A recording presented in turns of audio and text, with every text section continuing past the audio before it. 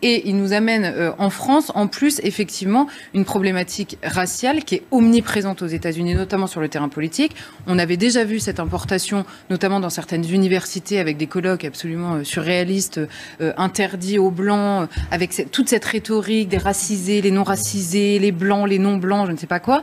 Et en fait, ils ont repris tout le discours antiraciste qui a consisté pendant des années à nous expliquer que les races n'existaient pas, pour le ressortir en nous expliquant qu'il y en avait une qui portait sur elle tous les malheurs du monde, qui était le patriarcat blanc, comme il le dit. Le seul mot d'ailleurs qui est souvent employé par ces gens-là de mouvement décolonial.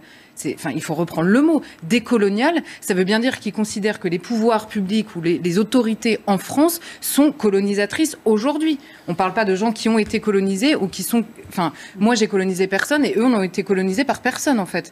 Donc il y a le côté victime éternelle contre bourreau éternel qui est insupportable et qui est dans la rhétorique, en tout cas de la sœur d'Adama Traoré, de Camélia Jordana qui fricote beaucoup avec elle et on l'a vu ces derniers temps. Et pour le coup, entendre, moi je peux comprendre l'émotion d'une famille. Le problème, c'est que la famille Traoré est devenue une famille de militants qui ne s'intéressent pas tant aux victimes qu'aux agresseurs qu'ils identifient et qui caractérisent. En l'occurrence, ça peut être la police, ça peut être effectivement le patriarcat, le patriarcat blanc évidemment, et c'est cette rhétorique qu'on entend en permanence.